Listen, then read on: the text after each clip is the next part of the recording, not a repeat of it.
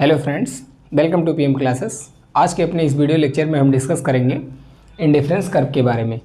Basically अपने previous video में हमने यूटिलिटी एनालिसिस को डिस्कस किया था, जिसमें हमने यूटिलिटी के 2 टाइप्स को डिस्कस किया था।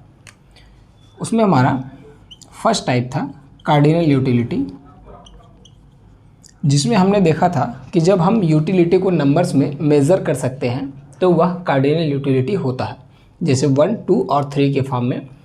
And our second type was that ordinal utility.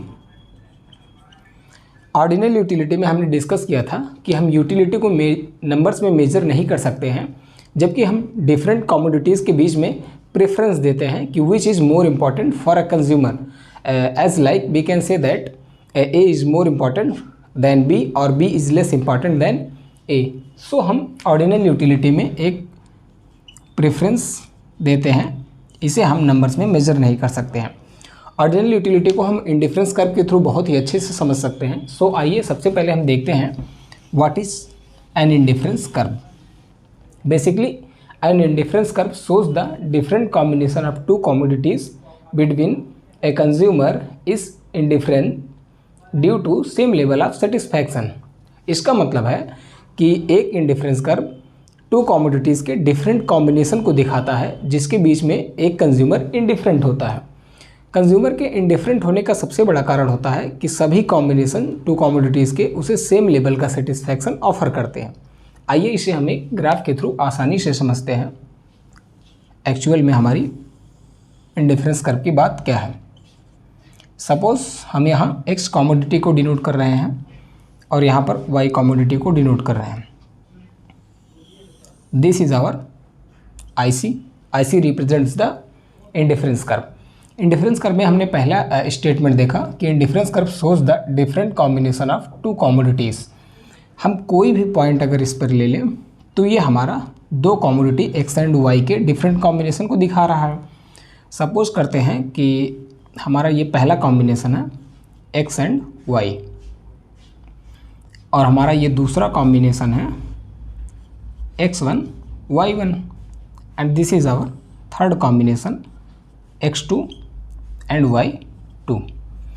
हम इंडिफरेंस कर्व पर कोई भी एक पॉइंट लेंगे तो हमारा 2 कमोडिटीज़ के डिफरेंट कॉम्बिनेशन को दिखाता है।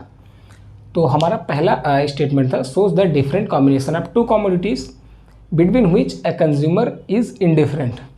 इन सभी कॉम्बिनेशन के बीच में कंज्यूमर इंडिफरेंट रहता है, क्योंकि इन सभी कॉम्बिनेशन से कंज्यूमर को सेम लेवल का सेटिस्फैक्शन मिलता है। मतलब combination x1 y1 and x2 y2 एक कंज्यूमर को सेम लेवल का सेटिस्फैक्शन ऑफर करते हैं। तो बेसिकली हमारा इंडिफरेंस कर्व 2 कमोडिटीज़ के डिफरेंट कॉम्बिनेशन को दिखाता है, जिसके बीच में एक कंज्यूमर इंडिफरेंट रहता है, क्योंकि कंज्यूमर को सभी कॉम्बिनेशन से सेम लेवल का सेटिस्फैक्शन ऑफर होता है। अब इसे और क्लियर करने के लिए आइए हम इंडिफरेंस कर्व करके कुछ कैरेक्टरिस्टिक्स को डिस्कस कर लेते हैं, जिसके थ्रू हमारा ये और क्लियर हो जाएगा। तो सबसे पहला कैरेक्टरिस्टिक्स हमारा होता है कि एक indifference curve slopes downward.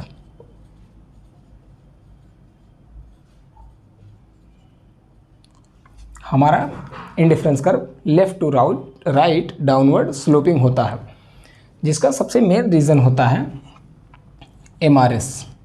What is MRS?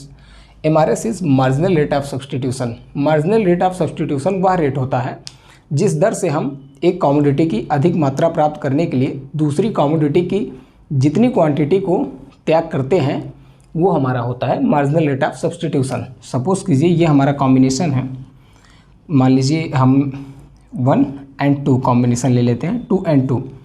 हम एक कमोडिटी की 2 मात्रा और दूसरे कमोडिटी की 2 मात्रा का कंजम्पशन कर रहे हैं। अब हम दूसरी कमोडिटी की अधिक मात्रा का कंजम्पशन करना चाह रहे हैं, तो हमें पहली कमोडिटी की कुछ क्वांटिटी को छोड़ना पड़ेगा। तो जिस दर से हम ये क्वांटिटी छोड़ते हैं दूसरी कमोडिटी की अधिक मात्रा प्राप्त करने के लिए, that is called the marginal rate of substitution.